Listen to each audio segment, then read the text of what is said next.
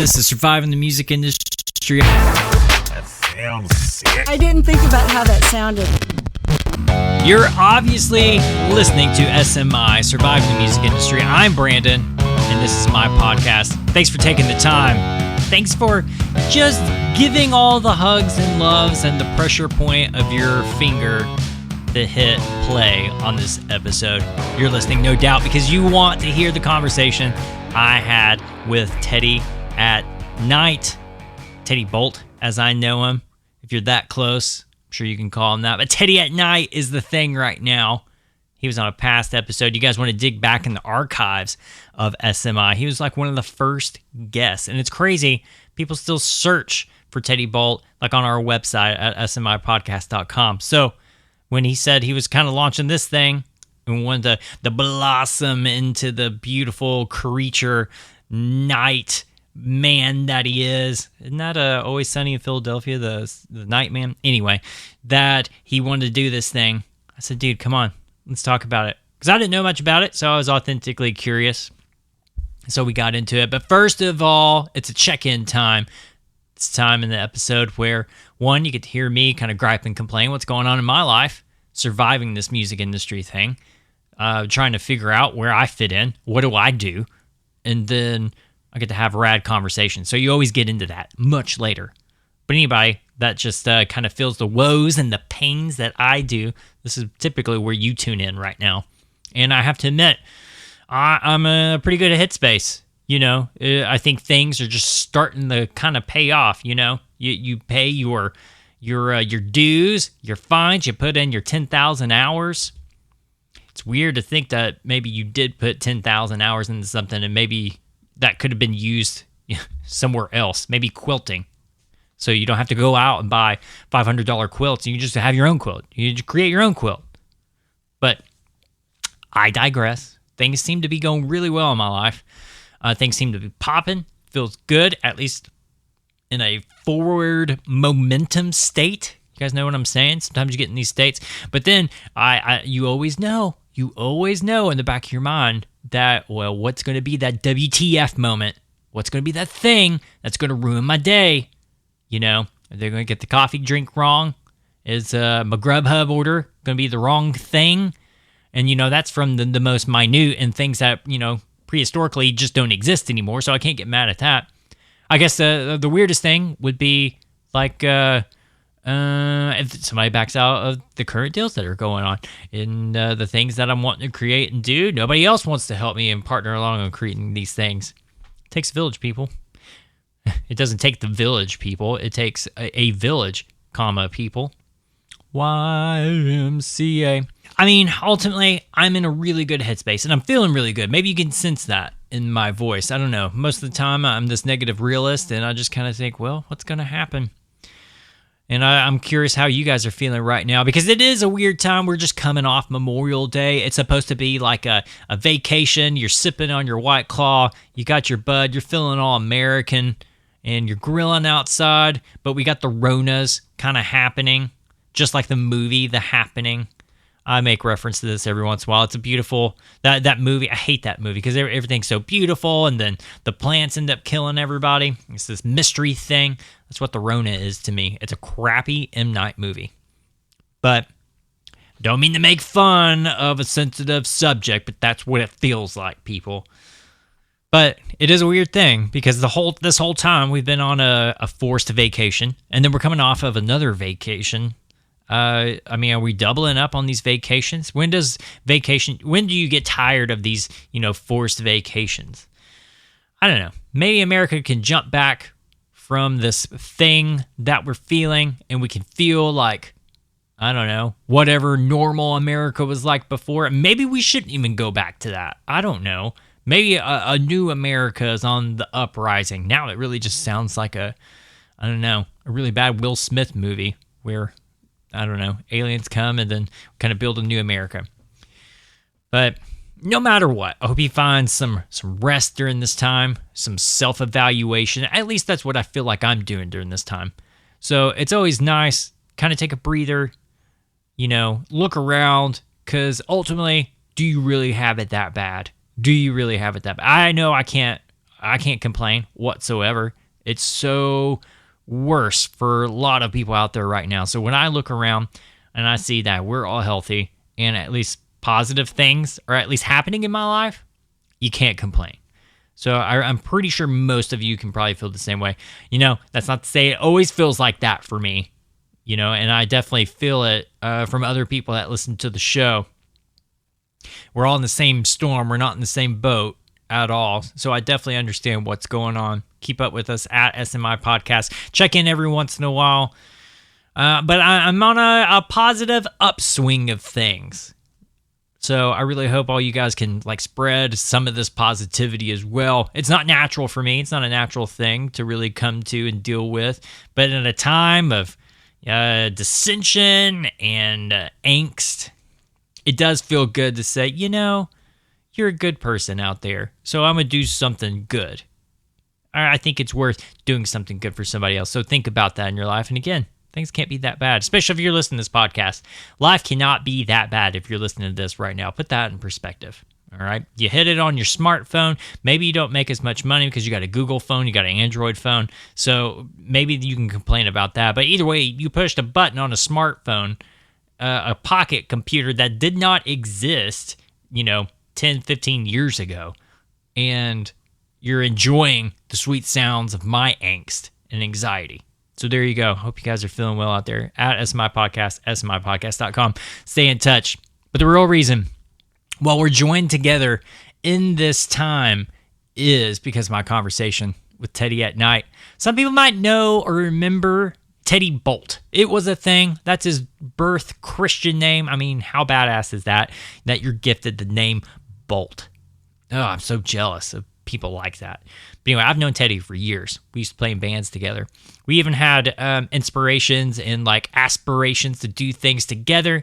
I think just because of timing and just I was being pulled toward the country route and the player and doing session work, and then he was still in this creative headspace doing things. Of course he was playing with other people. Some people know that he was the drummer for Family Force 5. He probably wants to forget that. I don't know. I don't know how that feels. I just feel like that could be a thing. He was also the drummer for King and Country. He was the drummer for King and Country. I think that's the complete sentence, and that's the name of the band. So, I mean, he's been in the thing. He's been a player. He's always had this dream and this thing inside of his imagination, and I think it was 2020 was going to be his year. And lo and behold, old Rona said it's going to be the Rona's year. So here we are. He's doing the thing. So it was interesting kind of see what the birth of a project looks like, and especially in his headspace. Well, I mean, can't do a live show, but he's doing the thing, and the thing is doing really well. I mean, he came out swinging with his first song, Not Who I'm Not, and there's videos and stuff, so you guys can definitely go check that out and see all the stuff that he's released. But his most recent release is Happiness. It came out last week, so that banger is out. But I'm loving the pop sounds. I'm loving the direction. I love the confidence. But it's amazing, especially in conversation, it's that thing of, this confidence and this Uber thing and the fears and anxieties that we all have as creatives. So we get into that in the headspace of Teddy at Night.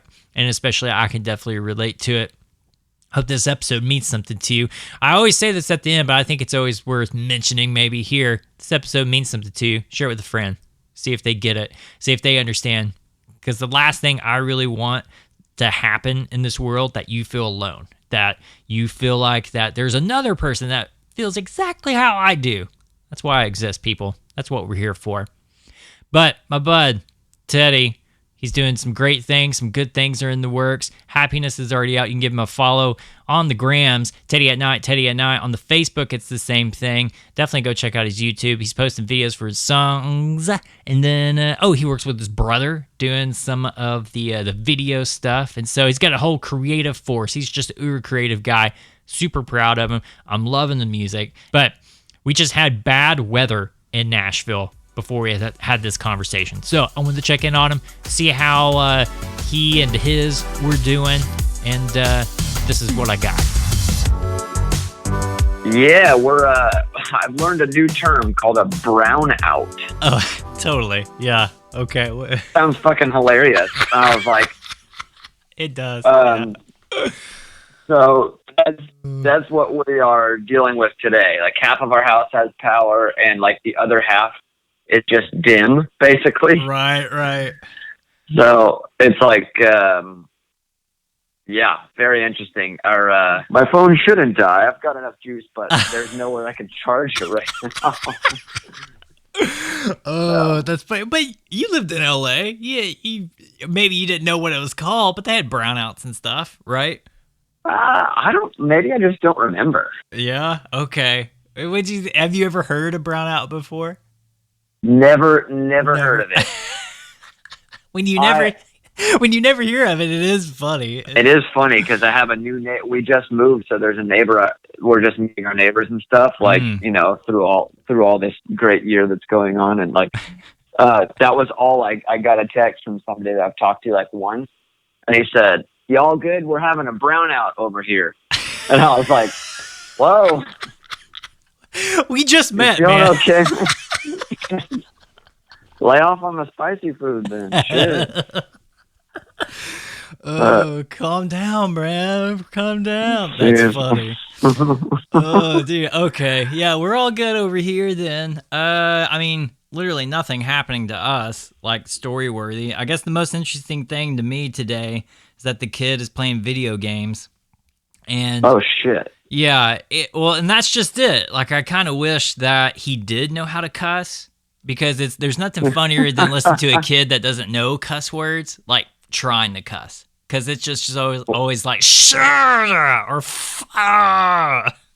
It's all on you, man. You gotta teach him. I know. He said like one cuss word, maybe two in his whole life. And then Bible thumping mom kind of thumped him on the ear and told him not to say that. But I was rolling. I was laughing the whole time. I love it. It's pretty crazy to see how things are like coming into fruition for you. You know what I'm saying? Like, it's kind of like these things like I kind of knew about, and it's always like been in your brain, and we would talk about it every once in a while, and it's just like, bam, like you're doing it. Very weird, huh? Like yeah. That means a lot hearing that. I mean, from anybody, but especially from you, like somebody who we've known each other for years now. It's weird to think about that alone. But yeah. To talk to somebody who's like, it's funny. It's like right now there's a lot of people that, I mean, there's like a few people that are like, whoa, cool. Hey, I like these Teddy at Night songs.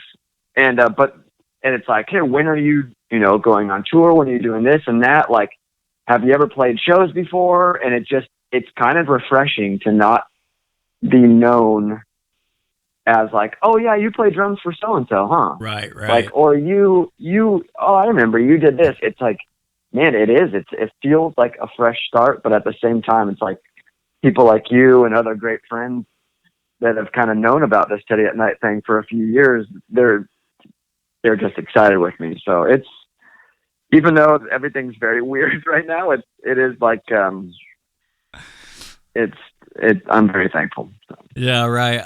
Yeah, when are you going to play a show? How about not in 2020?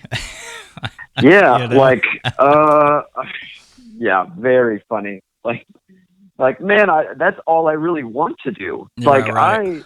Performing is my favorite thing, period. So it's like, man, I finally got these songs out of the way. A couple songs are finally done. Now what am I going to do?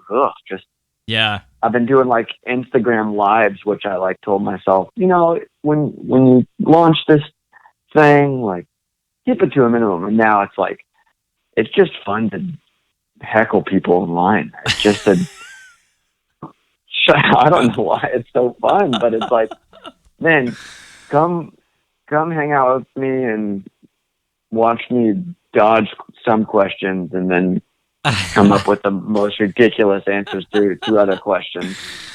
I love that. I've been trying to figure out the live thing too. I kind of don't know what that is. Like, there's a part of me that just wants to sit down and watch like Bob Ross and just like have the camera on me, God. Like nobody. Yeah, and that's it. Don't ever say that you're watching Bob Ross. Exactly. Yeah, exactly. But there's been a couple of things. I'm discovering TikTok, and I know I'm an elder millennial, and it's not for me. but I'm having fun with it.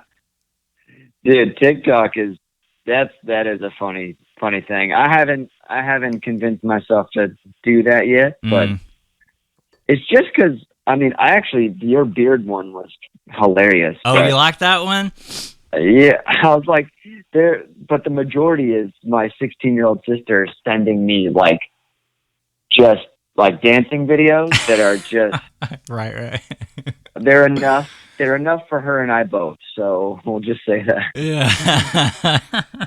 But I got some dancing ideas. My bandwidth is it's limited right now. The Mrs. is out of town, and so it's just me and the little dude, and I'm wanting to teach him cuss words, and I can't do that now. But it's just stressful right now, just solo parenting. Oh man, yeah, I bet. Just hanging on, dude. That's all it is. That's all it is. But man, you always had this artist thing in the back of your head. I remember us ourselves in bands and stuff trying to do something creatively, but nobody had that initiative or nobody wanted to do it or wants to do it. But now you get to do it. Yeah, very it feels like it's always been a part of me. It's always, I tell people, oh yeah, I've always wanted to be Bono, not Larry. Yeah, right, but it is true. It's I love songwriting, I love performing, and I love singing, but it's I started drumming at such a young age to where it was that it just carried me. It got me to Nashville, and it was just, man, once I started making money drumming, that concept was so weird to me that it was well, this is my job now. Okay, well, gotta be, responsible adult, blah, blah, blah. And it was wait a second, music is my job? And, there's an element to that where you're oh, I don't know about this. There's, a slight conflict of your dream turning into a job and your art turning into a job. And so, that's obviously a fear with this Teddy at Night thing, but I think I've been a part of enough bands,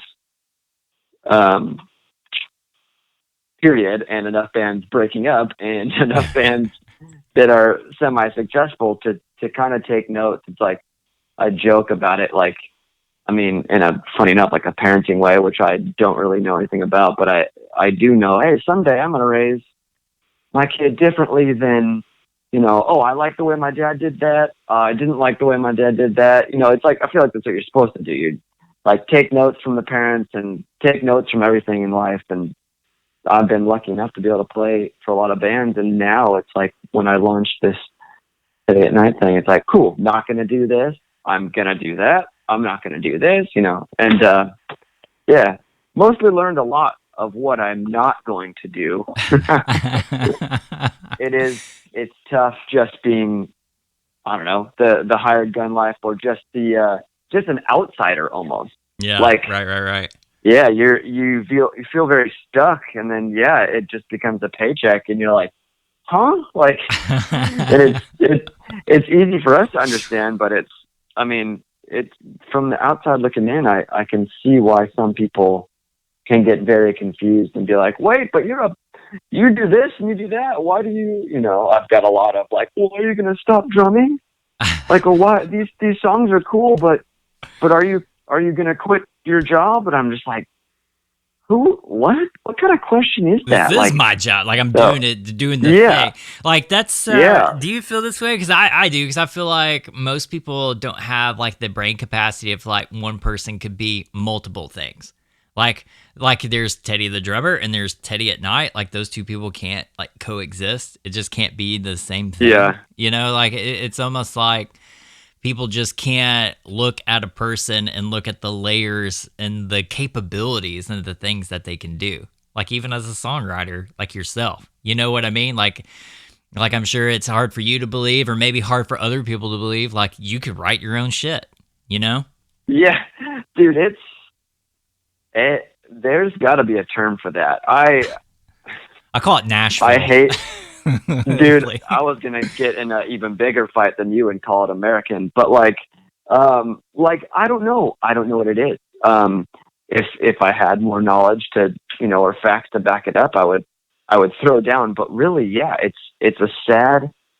We can be, pigeonholed into a sad situation, and I think maybe a lot of that is, self-projecting. Other people, like, I don't know, jealous, or I mean, the grass is always greener, blah blah blah blah blah. But it's like, man, like, these aren't just, speaking personally about my own art. It's like, these songs aren't a money grab. They aren't to get famous. They aren't because I'm happy, sad, whatever. Like, this is like, they had to happen. These songs had to happen. They're a part of me. This Teddy at Night vision is a part of me. And it is very interesting how it's like, even now it's like, yeah, I've been playing drums for bands, but before that I made pizzas at Costco. It's like, it's probably just as funny to think about me making pizzas, or maybe I hope it's funnier to think about me slinging pizzas than it is singing. So, but yeah, that is interesting. That is I don't know, Nashville's growing. I think there's cool parts, but yeah, man, there are some funny formulas that are like, dude, if we want to not compete, but if we want to grow, like, at a healthy pace, and like really love on and like nourish artists in Nashville, we're going to have to like widen our standards and like opinions, or else these people are going to suffocate, and Walmart's going to have more employees than they know what to do with. Oh wait, what was it? Twice Daily? Remember that? Twice Daily. That billboard, people were so offended, and I thought it was so genius. And it was like, no, that's the point. The fact that you were offended about Twice Daily making fun of your songwriting career maybe tells you everything you need to know right there. There is, dude, you hit it. I mean, there was like a thing so formulaic about it. I mean, this is way too nerdy than I really want to go down this rabbit hole, but I think there's like there's a system, there's a formula people learn, like in Nashville. Nashville's 10 years behind, like LA. And so I think it's not going to be our generation, but the generation next, like whatever that is, Generation Z or whatever. Because at least our generation that are making these calls now, that are getting those positions and have more names in their job position than their Christian birth name, that they're kind of learning from that generation ahead of them. And so, like, they're learning the rules, the patterns, the shit in place, but then, but they're still going to do it. You know what I mean? So it's impossible, and it's hard to get any momentum for a fresh artist because of those barriers of time. And there's a system, there's a formula. It's still there. Like, I mean, we talked about TikTok, you know what I mean? Like, no, people in Nashville know nothing about TikTok. Especially music-wise, There's TikTok stars that go on tour. Yeah, right. Like, that's kind of disgusting, but hey, if, art is art, man. I'm not going to shit on your art if you don't shit on mine. But it is funny, man. Being in Nashville, which I love this city, and I believe in it big time, like, but yeah, it does make me wonder when it will kind of like really open its arms to art. And it's, it's got great, a great country music scene here. And there's a great, I noticed you laughed a little bit, but that's fine. Yeah. It's like, well, yeah, cool. I guess I don't know country music, and it's all good. But when I started this Teddy at Night thing, there was a handful of people who were like, oh, gee, this music's too cool. You need to go to LA. Yeah. Right. I'm like, okay, well, here, I have like, I could go to LA and just be a part of the quote unquote cool kid music pool, giant lake, ocean, whatever, or I can stay in Nashville that is growing, that seems to want something new. They just don't want to create it themselves. Yeah. It's like, I would rather be a part of leading the charge here when it comes to the weird art pop scene, and, but yeah, we'll see. It's such the beginning stages, and done a couple fun little house shows here, and I will say I have had more fun performing these little like underground house shows with Teddy at Night than I think I ever have performing in my life. That's rad. What does a live show look like? Like for you, what is that? Well, it's me trying to be Michael Hudgens. Nice. For those who don't know, it's the lead singer of INXS. Yeah. It's me trying to not overthink. It's me trying to not put on a show. It's just putting on a show, just doing what comes natural. The future of it, I would love to have 2 drum kits on stage to do a fun little moment, but kind of like a Phil Collins-esque deal, Yeah, but right never, it's really going to focus on branding me as, frontman and doing those duties and whatnot. Little keyboards up on stage here and there, but right now I got a rad little 5-piece put together. Got like a keyboard station, guitarist, Nice. synth bass station, and a drummer. But for now, fun to talk about.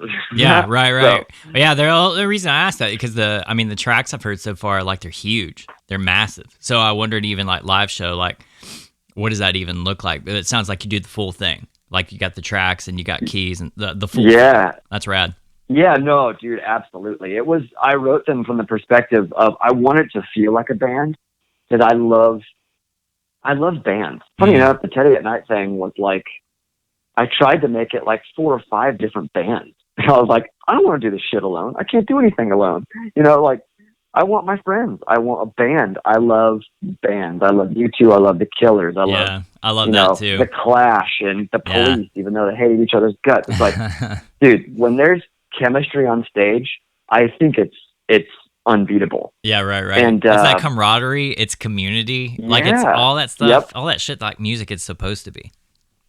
Exactly. So when writing these songs, it was, I learned quite a lot. There's already, I have 5 done, and there's 15 more that I'm finishing up right now that are still from a band perspective. But man, you learn a lot when you release music out there for everybody to give you their opinion that you didn't ask for. It's great. Awful. It is fun times for sure. Learning a lot, but man, yeah, the tracks, the first 5 are, for the most part, it was like, cool, that's the bass part. All right, don't touch it. Okay, those are the drum. Cool, don't touch it. That guitar part, okay, there might be a little extra here and there, but if we can get away with having 1 or 2 parts for each character in the Teddy at Night world, that's what I want. I want it to be like, whether I wrote all the parts or not, or half the parts or a handful of parts, or delegated out to my future bands, their, sections. It's like, I loved, growing up as a drummer too. It's like, I loved going to shows and being like, yeah, I like this band, but I love this drummer. Like in the dream scenario, Teddy at Night would have those characters where it's like, I love this band. I love these songs. Teddy at Night's great, but his guitarist, holy shit. That's my boy. Just like having that camaraderie, like you said, and the chemistry on stage that creates an actual show, not just some pop star, not referring to myself, dancing across the stage like an idiot. Like I wanted to feel like a club, and that everybody's invited to this club, and hopefully the experience throughout the night is equal, all the way, from backstage, everybody working and setting the show up to whoever's standing in the back of the room, the 30th person in the back of the room at my show. But yeah, inclusive is, I guess, a big word to me. Yeah. Big concept when it comes to Teddy at Night. Yeah, I'm hearing that. All right, I guess this even applies too, because I've seen Teddy at Night. I know who Teddy is at night. And but yeah, you do. Good job. But I feel like that applies to Teddy at Night. You know what I'm saying? Like I feel like everything that you just said applies to like the whole concept around it, right?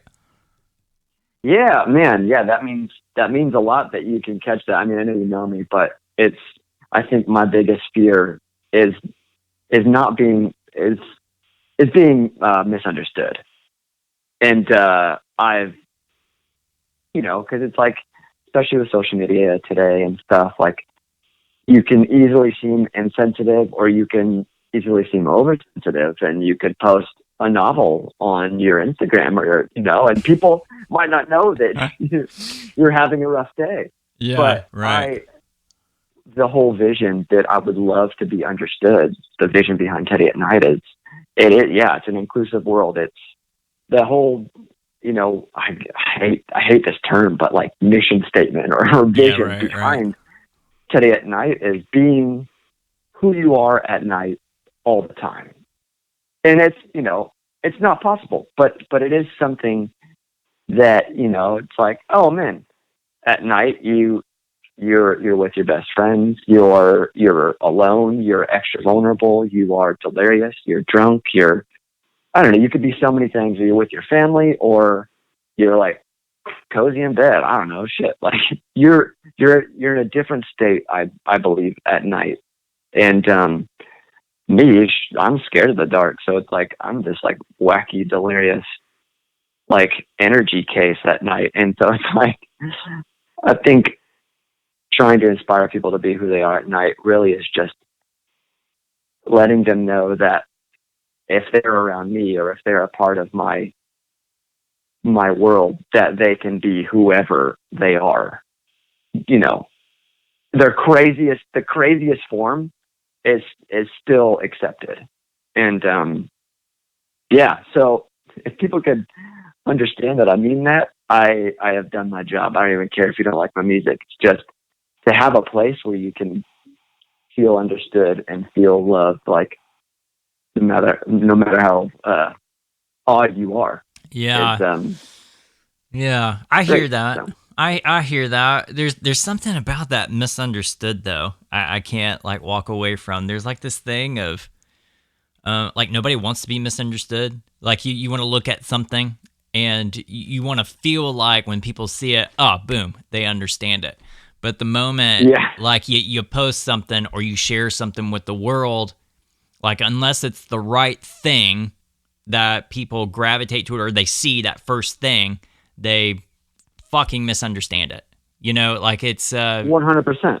And I don't know if that's, maybe we didn't put the microscope on the right thing for people to understand something, or that's just a constant fear, because there's something to being misunderstood in identity too, right? Because you want to say or you want to feel like you understand yourself, and that solidifies your identity. But then when somebody says, well, I don't get it, I don't understand it, well, shit, that just kind of wrecks your whole identity.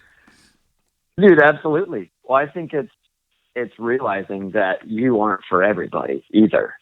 That's a tough thing. Yeah. Ugh. Dude, oh man, here's a funny thing. And I can't remember if you're a U2 fan or not, but you don't have to state just in case it puts you in hot water. Yeah, but, no, I'm releasing an episode where a guest and I go into it. I'm half and half. To be. Well, here's the thing. This has nothing to do with whether you're a fan or not. My whole stance on U2 is they have been one of the biggest bands for 30 years, right? Biggest bands in the world. And fame and popularity doesn't really, matter. But the fact that they're one of the biggest bands in the world and people still I know some people who absolutely hate U2, right, and that's fine. But it's cool that you can be the biggest band in the world and somebody still hates it. So I think, something my dad always said to me growing up is like, I would play a great show or, do something great that I was very proud of. And it wasn't that he was insensitive or too harsh on me, but to keep me humble, there was always this quote he always said. He said, hey, I'm proud of you, but there's always somebody better, so don't let it go to your head. And I was like... That's like, oh shit, all I wanted was the green ribbon, Dad. Yeah. I participated. Why didn't I? But really though, in the way he presented it was less harsh than I just said it. But it it did help me over the years go, yeah, you know what? It's not going to stop me from wanting to be the best or the biggest artist or the most successful artist or the most successful drummer. But it did like ingrain that in my brain to go, yeah, you know what? It's okay that I may not be the best because maybe my particular style might be the best to somebody.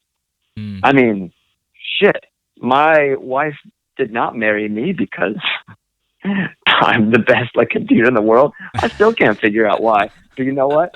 She did. Yeah. So, you know, there it is. And it's like there's a place for everybody. So yeah, we're always gonna be misunderstood. Man, shoot, I've seen to fucking fast forward, Greatest Fear, like put out a record that tons of people maybe love, and then put out a second record that those people who loved their first record hate. Right. It's like you're never out of hot water when you put yourself, you know, out there. Yeah, so right. I think all we can do is be transparent and honest and open. And if people can't be that way back, then you just, I don't know, delete. You know? Yeah. Like, it's that but, easy. Yeah, now. dude. Yeah, you're right. But I think maybe the whole the fear of being misunderstood is maybe kind of like what my dad always said. Hey, there's always somebody better. And Wow. maybe it's accepting that there will be always somebody that will misunderstand you. Dude, somebody ripped me apart the other day for my hair. Why? And it was Oh man. it was so funny that like this is somebody I don't know, Yeah, never right. met in my life, and just decided. I mean, hey, I think my hair is one of my strongest attributes. If you ask me, whatever, I could be. You know, I love my hair. For somebody to go so low, like to talk about some dude's hair that they've never met, and It's too good. what does that say about Too their funny. life? But there's also a thing of like you're giving this to them. Like you don't why do you have to even say something about the hair? It's about the music. Like you're misunderstanding the post. If it's a music video, or if it's like an interview, or if it's actually about the music, it's just fuck Right. me. People, man. Yeah. It's so. But yeah, I mean, thankfully, I'm no stranger to that like online criticism. I don't think Yeah. anybody is, and it's like, man, if you know, there's so many like topics you can tackle, and so many things you can write songs about, and stances you can take, yada yada yada, and it's like, I don't know. I've thought a lot about that. A lot about okay, I got to make sure I have my stance on this issue and everything. I got to iron it out. So like, if people ask that my answer is whether they like it or not, it's actually what I believe. And that's because I get nervous when stuff like that happens, when you get called out or people want to know your thoughts on some issue and you're like, why? I'm not that cool. Like, is this a setup? Like, Yeah, right. but right, yeah, right. when it's that small, it's hilarious. Yeah. And all you can do is laugh at it and think, man, you know what? It's kind of a bummer because it's like, oh, I lost that person. Like, I lost that person before I even had a chance to get them. Yeah. And But people, at whatever I capacity understand that that. means. Exactly. I understand that because like people have value. I think everybody has value, right? I mean, because they're a Absolutely. human being.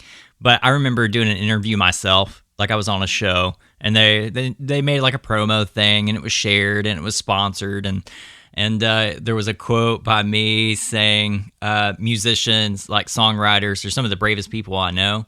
Well, obviously, that's not fucking true. Like, Marines are pretty brave. Single moms are pretty brave, right? So, Yeah, but I yeah. remember somebody posting something, has this dude ever met a fucking Green Beret? Actually, no, I haven't, but I'm sure they're pretty brave. So, but I mean, it's just the that thing. is hilarious. Yeah. And The dude just instantly so offended. 100%. Like, he went there. Like whatever. I mean, his name was Timmy from Buttfuck, Arkansas, or something. You know, like it was just this thing that he attached and he put it on me, but didn't give me the credit of I could think broader than just musicians. I mean, the topic we were talking about music. You know, so that's being misunderstood, and that's a constant like struggle. I feel like when you put yourself out there. And that's a tough thing. It'll never end. Yeah. And I think accepting and like in a good, you know, I'm preaching to the choir right now, but accepting that that's okay, that being misunderstood will never end. Yeah. I think it's almost like you like get to a certain level or a certain just, you know, mental level in your life. And you're like, okay, this will no longer bug me.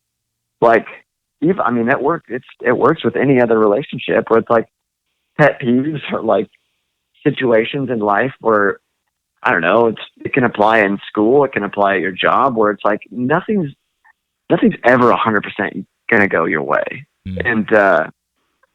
And I think with social media and the whole fun online alter ego committee, it's like you almost just have to put them in a category and laugh and go, man, you know what? That's a bummer. I didn't put you in that category. You did. And now we can't be friends. That's a bummer. Yeah. That's because I'm great. Yeah, I'm the same way. Yeah. I'm great. And my hair is so soft and I would have let you feel it and you blew it, bud. You'll never know my conditioning secrets, you asshole. Like seriously, it could have been so great. But anyways, that's funny. People are people. Yeah, I know, dude. That's just you did say something though, like you're scared at night. To me, I equate that like being alone. But it's funny that you're scared at night, but you're not scared to put yourself out there. Is that the same thing? Yeah. Well, funny enough, yeah, kind of. If I put myself out there, I feel like there will always be, I mean, if I'm lucky, there will always be somebody to like, I'm trying not to make just stupid analogies left or right. Like, put myself out there, there will always be somebody to hear it or to bounce it off of, whether it's a close friend or a relative or just some random person online. And I think what I am scared about the most at night is the loneliness. And, also, I grew up in a big city in apartment buildings, and now I live in a smaller city in a quiet house, and it just quiet scares me. Yeah, all the time. I was joking with my wife the other day about, like, she was like, hey, you know, it's been rad, you know, being stuck inside's been rad because she normally works. She's got a big kid job, and is currently my sugar mama and takes great care of me. It's great. And dude, they're great. I got one of those too.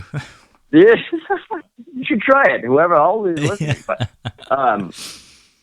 braver than a Green Beret. Come at me, whatever. Yeah. Anyways, anyways, we were just talking about. She was making a joke, and she's like, "Hey, we should, you know, we have like a tiny little quarantine group, you know, and nobody's been anywhere. We're good. We're close, and like, oh, so and so might be coming over for whatever, and." We're going to work from here, or we'll do breakfast with them. We'll keep our distance. We'll sit outside. It'll be great. And I made a joke. I was like, you know what would be like, I would probably sleep better at night if I knew that I was waking up to a house full of people. Like, I know that's just a personal thing, but like the more people I can have around, I've always been this way. It's the better. I don't have to be entertaining them. I don't have to be doing anything. But if they're just around, it helps my brain. And I think that's why I was born to do study at night thing, because it's like, dude, how do I be around as many people as possible all the time? And you know, how am I given if I'm lucky enough, some kind of small platform to where I can help a lot of these people. And it was a no-brainer to me. It was, okay, write some songs, see what happens. And when you fast forward, I mean, this idea was loosely an idea for 10 years, 12 years. So fast forward 12 years, and now the songs are coming out in a time where I can't be around people. It's kind of hilarious. Yeah, there's a So- dark comedy bit to it for sure. Yeah, it's like 12 years you it's thought you here. learned your lesson? Oh fuck. yeah. Wait a second. What do you mean? What do you mean? Oh, yeah. Everything you did this for is not possible. So good luck. Yeah. Yeah, that's a tough one, man. That does something to you. It sounds like you're rolling it off your sleeve, kind of dust it off your shoulders. But I mean, that is a tough thing. Like if you get down to the core of it, like you work so hard to do this thing, and then it's just like, well, shit. Yeah. Like, wait. I mean, man, so thankful for the attention that it's gotten so far. Dude, but no kidding. it's never. Not that it's never enough, but it's always like you hope that it means as much to you, means as much to somebody else as it does to you, Right, yeah. if I can talk right. But it's, I mean, a friend of mine said, dude, nobody's ever going to work harder on Teddy at Night than you, and nobody's ever going to believe in it more than you. So shut up and keep moving. Yeah. And honestly, what helps me is right now the only thing that helps me with the Teddy at Night side of my brain is constantly creating and knowing that, okay, I've got, just for this example, I've got 5 songs done. Rad. 2 are out. Rad. By the end of July, all 5 will be out. And it's like, shit, are we still going to be quarantined by the end of July? Yeah. Okay, don't worry about that. And it's like, well, now it's getting the next 5 songs or the next 10 songs, or, figuring out how to do music videos while stuck in the house, or figuring out just creating. I mean, I believe that we are meant to create, like, and the saddest people I know are the ones who deny themselves of that. And, I don't know, it just makes sense. Wherever we came from, Yeah. Right. We must create something from nothing. And, whether you're baking or, I don't know, making music or painting, I don't know. You got options, man. Yeah, Create I know. Go Get off whittle. the couch. I mean, if that's your thing. Damn it. Yeah. Yeah, dude, whittling is great, man. Yeah. I mean, Make you some jobs. yeah, I share that same sentiment. I really think more people are creative than what they give themselves credit for. Can they do Absolutely. it full time? I don't know, but I mean, the world needs that art for whatever that's worth. Just make it worth looking at or listening to, like it's art. Yep. You're kind of sprinkling stuff. You're not working on a record that I know of, but you're just kind of releasing stuff pretty slow, huh? Yeah. Funny enough, it's like, if even a year ago, you'd be like, oh yeah, Teddy, you're going to release 5 songs separately. These first 5 that all in your brain go together well and are the beginning formations of a full length record. You're going to release them once a month. I would be like, no, I hate you. That's not going to happen. I'll never do that. I hate the singles game. I hate Spotify's algorithm. No. And then it's like you fast forward and you're like, oh, there's a reason it's this way. And Yeah. and like, you plan a million things and you meet with everybody in the world and nothing comes of it. And that's okay. Cause it's, it's not really, you got to really evaluate why you are doing what you're doing. But, it turned out to be like, okay, well, my brain's got to go. If I'm going to release something a month, or spread out, it's got to be every month, starting March, and a song comes out on the 19th of every month, ending on my birthday, July 19th. And on July 19th, I will play a giant Teddy at Night launch show. It's a pool party at the Dive Motel in East Nashville. And that's how the launch is going to go. And it looks great on paper, but then there's, the state that the world is in, and you got to reevaluate. But that right now it's going to be wrapped up into an EP. And, I'm releasing the songs kind of in order of the EP. And when it comes out, another solid push, new artwork. And it kind of goes, hey, this is a collection of, work. This isn't just, just throwing out random songs that don't go together. And, I've been doing a little research, getting a little neon yellow vinyl made. That's going to be exciting. Sexy. I love when vinyl. Gotta happen. Dude, I love when records have like something like that to it. It's awesome. And you've got to do it. It's too, I mean, it costs more, but to me, it's like, whatever. Like, that's a collector's piece. If I like a record, I don't love it, I like it, I'm like, oh, I like this record. And I find out it's like pink.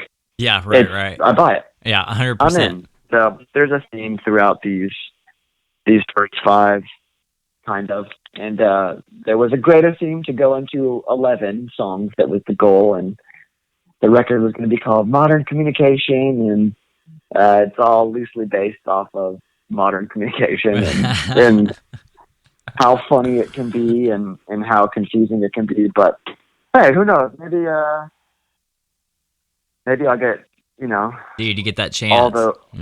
All the label execs are going to listen to this podcast and go, oh man, I want to, here's $1 million to put out Modern Communication. Yeah, don't count on that. But I mean, if you want to keep wishing that, that's fine. That's cool. Good for you. Yeah. Well, the thing that's most curious about me, because you came out swinging, Not Who I'm Not. I love the video. I love the art direction of it. And then, thank you. Yeah, dude. And then you released Little Ones. It's because both of them feel biographical, right? I mean, because I feel like Not Who I'm Not is like the genesis of Teddy at Night, right? Yeah. That was why it was released first. Yeah. It's not my favorite song that I've ever written. So it was weird for me for that to be the first impression. Oh, that's a weird thing. That's a weird decision to get to. So, like, you not your favorite, not the first one you would have chose, but you put it out anyway. So how'd you decide that then? I'll have all the ideas in the world, and then I start shooting them off like 3 people that I trust. And a lot of times the ideas are too ridiculous, and instantly people are like, no. Why the hell would you do that? I'm like, huh? Well, I didn't sleep last night. I came up with all these ideas while staying up all night. And, it's like, it's so close to me. And I think I've had to put some people in place. And thankfully, there are some people that I, would like to formally apologize to, but they're in that place. And I trust their counsel, and we just got to talking about, hey, so this, like you said, the genesis of Teddy at Night is Not Who I'm Not. It's kind of an introduction. It's a, stake in the ground. It's, hey, this, it's semi-vague unless you really know me well, and, maybe someday I'll just spill the beans and, I don't know. I'm trying to be graceful here, but like it is a turning point in my life. That song was, and so it made sense to let anybody interested in this Teddy at Night thing to hear this new beginning, kind of. And but the thing about it too is like, dude, it's a banger. Like it's definitely something like you could rave to. It's the thing.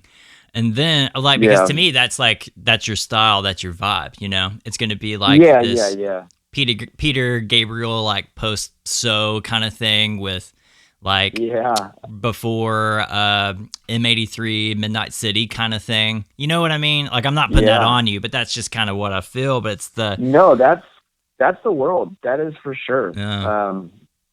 Both of those. That's massive compliments. Thank you. I just feel that thing, and I feel like when an artist puts something like Little Ones, because that's something specific, like to you and your family, right? That's like to the bros and the sisters. As long as I got the story right in the song. That dude, to me that's a risk, like, to put that out there. Like, one, it's an emotional risk, but then 2, it's like also the thing, well, like, will people care? Like, will that be the thing? Like, will people still think it's a banger? Like, that's my whole emotional headspace, especially with like this process for you. 100%. I'm in that right now. I was like, cool, Not Who I'm Not did all right. You have to look at numbers, because this social world is about numbers. It's like you can't escape it. So it's like looking at numbers and like, cool, Not Who I'm Not did all right. But man, Little Ones, that I went there with that song. I cried writing those lyrics. It's about being separated from your family. Was a very tight family, and my oldest of 5, and all very close. My little brother's called me 3 times during this podcast already. And I'm like, hey, we're all very close. He helps me with a lot of video work, and anyways, yeah. So it was to me, yeah, that one and one other song of these first 5 are insanely close to me. And the fact that it didn't, just to use the word we were saying before, it was quite misunderstood. And, if you can submit these songs to playlists and yada, yada, yada, to blogs and reviewers. And it was like widely misunderstood. And for the first week that it was out, I was like bummed. And I was like, what? And then, dude, one person hits me up and goes, hey, I lost my brother, and I wish this song was out, and I wish I could have played it at his funeral, because this song hit me so hard.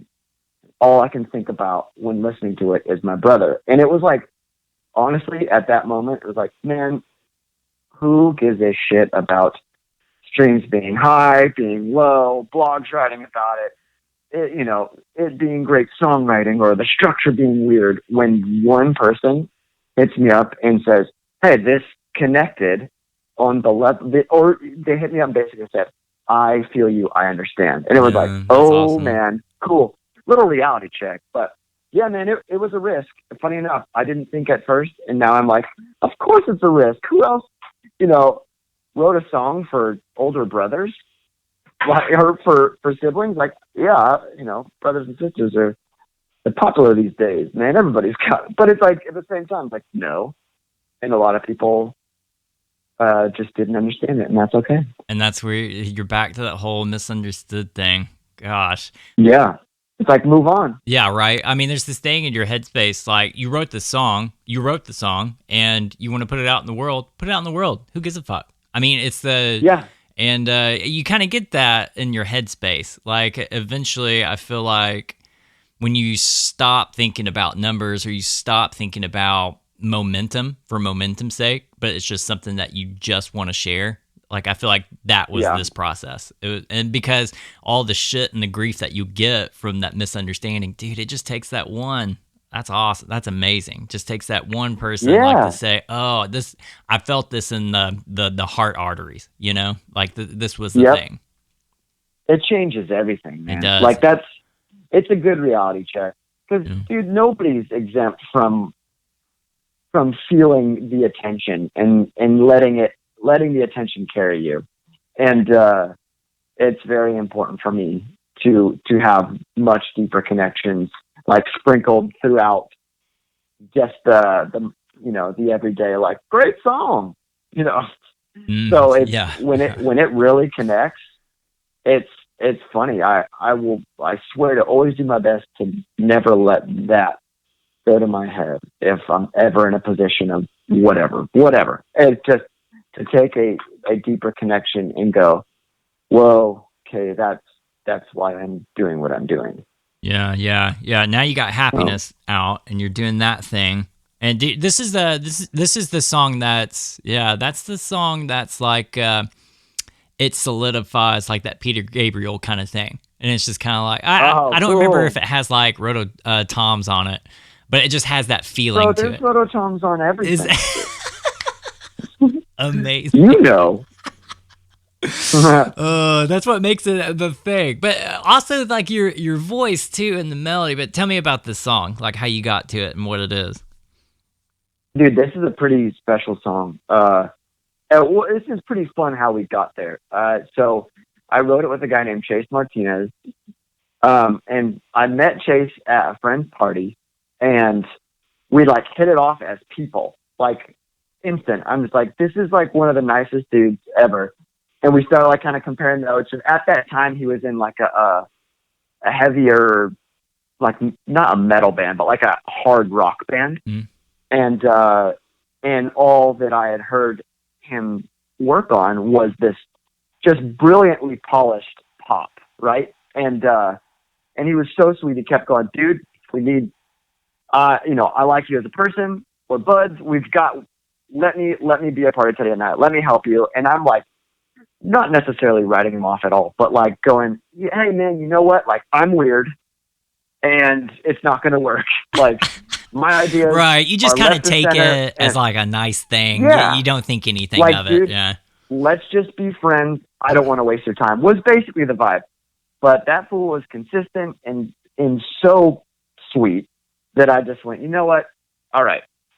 We got a day in the studio, and my favorite days working on music start out with like a 2-3 hour conversation. Especially when you don't know the person that much. It's like, right.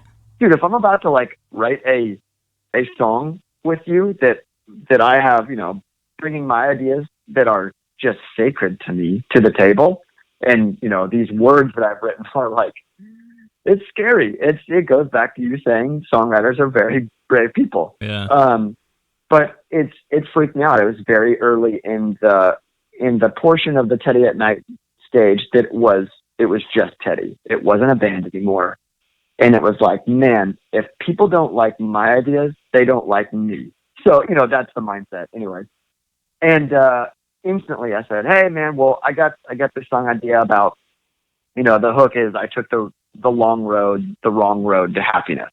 And the song is about, good intentions, the old saying, whatever, the road to hell is paved with good intentions. And I can be Mr. Fix It. I'm like, oh, you got a problem? I can fix you. Let me help you. Or, oh, I was part of a band that wasn't doing great. Let me fix it. Or, let me prolong your death or whatever. It's like, that's basically what it's about. It's a prolonged death of a lot of things in my life. And it's like, man, I'm coming up with some hilarious analogies. It's the hospice of pop songs. I love that. That's really amazing. Really, like I still do it, and I'm working hard on not doing it, but it's really realizing that I can get into a situation and throughout that situation, start out with great intentions. Hey, you know what? You're having a rough time or you need help. I may not be able to fix it, but I'm going to try. And in the process of fixing it, I've suppressed my own happiness and my own feelings and became a tortured person throughout the process. So you get to the end of the process, and this said person you're trying to help, and you had all these good intentions for, you not only didn't help them, but you hurt yourself through the process. So that's the vision behind happiness anyways, which I thought calling it happiness would be hilarious. Cause yeah, there's some irony to it. Right? Right. Yeah, I mean, I just started like kind of talking about it today because we're like 2 weeks away from the release. I hate like really long drawn out, like 7 more days, you will get my new single, So I try to not do that. And so, but people are like, oh, this is great. We need a little happiness in our lives. And I'm like, well, shit. You do. And I got you, but you got to find that on your own. But, yeah. All right. So that it's the thing of, I don't know, like you try that Mr. Fix-It kind of thing. There's like, I feel like there's control in that, but it's like humble control. Like there's a thing of generosity, but don't you find like when you try to fix it, it maybe makes matters worse, at least in your own headspace. And you can't let it go, and then it becomes that thing of control or that lack of control. And exactly, yeah. And that's the complete irony behind happiness, because like is there happiness in that? I mean, that giving spirit, I guess there is, but then I guess depending on the situation, it's like, well, shit, I'm back in this position in my headspace or in this point in time. Yeah, no, for real. It's a lose-lose. And funny enough, when started to attempt to capture it, it's like everything I write it starts with bass and drums, right? It's like, dude, if these songs don't make you dance, I'm not doing my job. And so it's, the irony is also in the boppiness, for lack of a better word, of the song. It pokes fun at the beat, and then it kind of takes a turn in the chorus that still makes you want to dance, but the goal was to convey a darker, like, oh, okay, cool, like, and yeah, I mean, yeah, it comes out of the gate swinging, I think, in my opinion, but that's just, yeah, it comes out. I tend to over explain, and it's really like, man, I think at the beginning of a brand, you have to spell it out for people a bit. So I trying to figure out how to do that in the best way possible.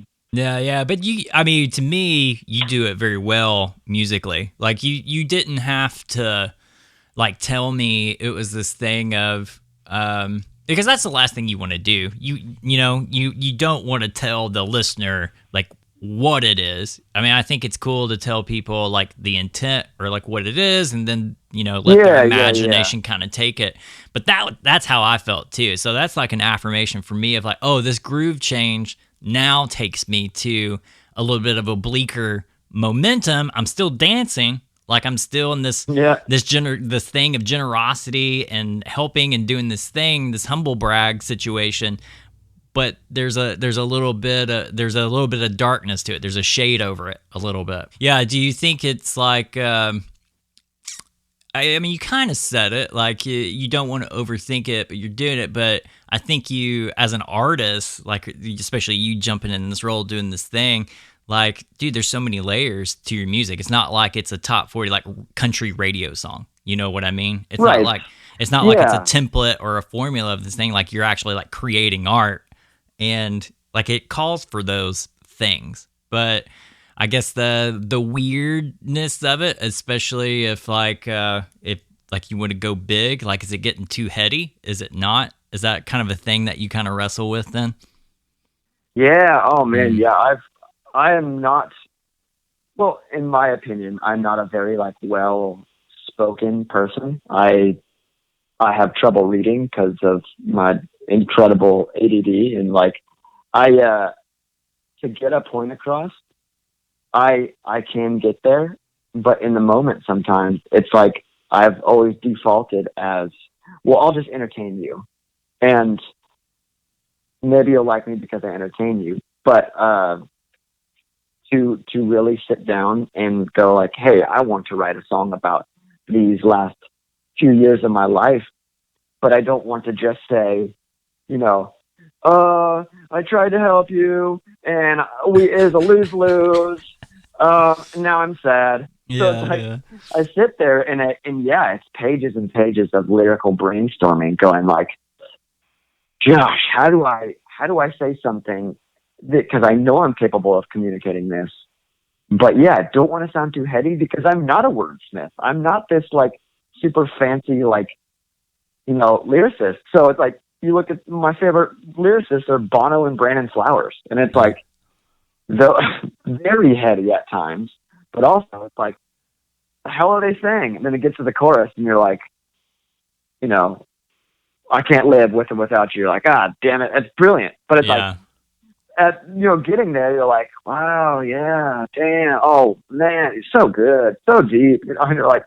But you don't know that, it's that mystery behind music and stuff. Like you don't know that until especially it's hard for me like to listen to a song and say, oh, that lyric is really heady. Like I got to look at the lyrics. So I feel like if you look at the lyrics and separate the music, it becomes like a whole different thing. Yeah. I always hope for that too. Cause I think as humans, we're better than that. And, not to throw shade at certain artists, because art is art, but I think people get away with murder when it comes to lyrics these days. I think some of the biggest songs and the most popular bands right now, it's so spelt out to where it's like, really? Yeah. Really? So you're telling me that the 4 people in this band, the other 5 people that wrote on this song, the A&R, the president of your major label, your booking agent, you're telling me this group of 40 people said, you know what, that song is a hit. And it's like, and I'm not even talking shit. It just blows my mind right now that like and I'm not even comparing my songs to said artist. It just fascinates me that when I think in 20 years, we will look at some of these artists and go, wow, that was funny. That I can't believe it. And whether in 20 years, 50 people look at Teddy at Night, or in 20 years, 50,000 people look at Teddy at Night and go, man, you know what? Hey, he always said something cool. He always said something that I could get behind. That's a win to me. And because like I said, art is art, and there are some incredible songs that I like that the lyrics are absolutely terrible. Man, I love Aqua, one of my favorite bands in the 90s. Shit. Barbie Girl, are you kidding me? That was but at the same time, it's like, it was, man. Dr. Jones, man, hits for days. But yeah, I think just for me personally, I have to look back and go, that really meant something to me. And I for some reason was able to compose myself long enough to come up with the wording to convey some sort of message that really meant a lot to me. So somebody can hopefully say, "Oh, your hair is terrible."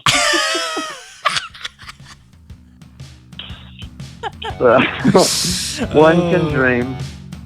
Happiness is out. It's the latest track by Teddy at Night. So go check out all the previous bangers that is also out. You can also keep up on his socials to know when the next track is happening, because they're happening. He's got a little food bank of music that's going to be popping, so you want to be in the know. So be sure to go to his YouTube channel, check out his videos, and of course, go follow him on his socials, Teddy at Night, Teddy at Night. Teddy at Night, one of my favorite dudes in Nash, doing the thing, stay creative and a good person. It's not that hard, people. I think you could learn something from that. But anyway, I hope you guys enjoyed this episode. I hope that you can stay in touch with us at SMI Podcast. And of course, smipodcast.com is how you can drop in, tune in, slide in those DMs. Just check it out. If you enjoyed this episode, all I ever ask is that you share it with a friend, because there's nothing sadder than going through this life feeling alone and nobody thinks the same way that you do. There's tons of people like us aliens out there, okay? And maybe some normies too every once in a while. Guys, stay safe, be kind, be loving. I'll talk to you soon. See you guys next week. Happy surviving out there.